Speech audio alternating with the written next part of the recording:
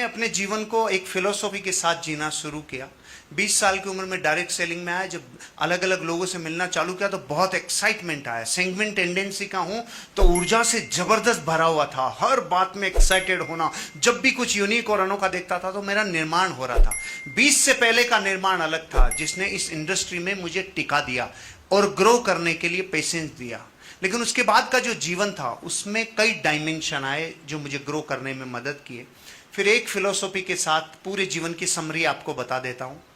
मैंने अपने जीवन को एक दर्शन 4 लाइनों में जिया।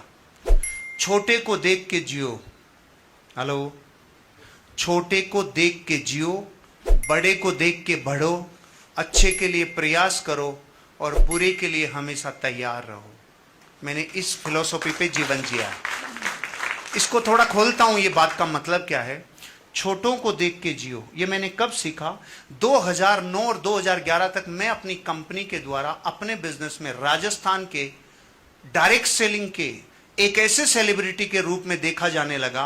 मुझे खुद को यकीन नहीं हुआ इतना बड़ा कैसे बना दिया मेरी ऑर्गेनाइजेशन ने, बड़ा काम कर लिया 2011 तक। 2009 में रैली निकाली, हजारों लोग थे, किलोमीटरों के झंडे थे। 2011 में एक इंसाइट आई। जब आप कोई काम किसी विद्रोह के साथ करते हो, जब आप किसी घटना को लोगों को नीचा दिखाने के लिए करते हो, जब आप कुछ काम ऐसे करते हो जो आपके अचीवमेंट पे दूसरों को नीचा दिखाने लगते हो, तो ऐसी इंसाइट आई, ओ हो बड़ी भूल हो गई भाई। जिस सोसाइटी ने, जिस समाज ने उठने के लिए मार्ग दिया, जिसने अपना सोर्स दिया, जिसने सब कुछ दिया, उसी सोसाइटी के लोगों ने जब भी बिजनेस मेरे साथ शुरू नहीं किया तो मुझे अंदर से विद्रोह पैदा हुआ। और जब मैं अचीवर बना तो उन्हीं को दिखाने के लिए मैंने रैलियां निकाली, उन्हीं को दिखाने के लिए कुछ बड़ा किया। ये सही नहीं था। छोटों को देख के जियो। छोटों को देख के जीने से आपके पास जो होता है ना, उसका पूरा रस और पूरा आनंद मिलता है। आपको चाहिए एक अच्छी कार, आपने ले ली, लेकिन छोटों को देख के नहीं जिया तो आपको हमेशा दर्द होगा, ओह माय गॉड, उसके पास तो अभी भी मेरे से बड़ी कार है। आपने और बड़ी कार ले ली, फिर आप देखते हो ओह उसके पास अभी भी मेरे से बड़ी कार है। मतलब आप कुछ भी ले लो, कुछ भी कर लो, आपको सुख नहीं मिल सकता, सुकून नहीं मिल सकता। वो तब मिलता है जब छोटों को देख के जियो। अरे रे, परमात्मा दोनों हाथ सलामत दिए, दोनों पांव सलामत दिए, करोड़ों लोगों के हाथ और पांव ही नहीं है, तो जो है उसी को जीवन में बढ़ाने में आनंद मिलता है, उसी में समरसता मिलती है, उसमें खुशी मिलती है। पहला लेसन लाइफ से सीखा, छोटों को देख के जियो, तो आनंद मिला जो मेरे पास था। बड़ों को देख के बढ़ो। हम करते क्या थे?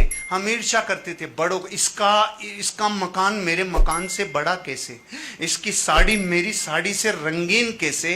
ये जो ईर्ष्या का भाव लेकर जन्मे हैं, इस ईर्ष्या के भाव को मनुष्य के समाज में रहने के लिए बहुत ताकत लगी और बड़ों को देख के ईर्ष्या नहीं, बढ़ने की प्रेरणा लेना चालू किया। आप देखो भारत में लोगों को अपनी ईर्ष्या की तृप्ति के लिए कैसे कैसा माहौल मिलता है। किसी व्यक्ति, किसी ऑर्गेनाइजेशन के अखबार में जब न्यूज आती है आज इसके 2000 करोड़ का छापा पड़ा, तो भारत के करोड़ों लोगों को अब लो, अब देखो सालो, बहुत आनंद की अलग एहसास होता है। ये जो आनंद का एहसास दूसरे की बर्बादी में होता है, उसकी बजाय ये ऊर्जा अगर यहां लगे कि मैं दूसरों को बढ़ते हुए देखकर खुद बढ़ने की प्रेरणा कैसे लूं, तो दूसरा लेसन लाइफ से सीखा, बड़े हुओं को और बड़ों को देख के बढ़े। 2 लेसन। तीसरा लेसन, अच्छे के लिए प्रयास करें। पुरुषार्थ जीवन में 1 मिनट भी खोना नहीं। जब तक जी रहे हैं तब तक अपने जीवन में अपने हिस्से का योगदान करते ही रहना चाहिए। जिस दिन अकर्मण्यता आ गई उस दिन खत्म है, उस दिन पुरुषार्थ खत्म है, उस दिन कुछ कर नहीं पाएंगे। इसलिए हमेशा ये तैयारी की कि जीवन में कभी निठल्ला नहीं बैठेंगे, जीवन में कभी पुरुषार्थहीन नहीं बैठेंगे। हर बार अपने लक्ष्य की दिशा में हर पल आगे बढ़ते रहना, मतलब अच्छे के लिए प्रयास करना। और आखिरी लाइन इतनी भारी है, ये 3 करने के बाद भी जीवन में आपको सच्चा सुख कभी नहीं मिलेगा, तीसरे के बाद मिलेगा। क्योंकि तीसरा वो है जो आपको अपने जीवन में सबसे ज्यादा इनर कोर से कनेक्ट करता है। ये चौथा है, बुरे के लिए हमेशा तैयार रहना। बुरे के लिए तैयार रहने का मतलब क्या?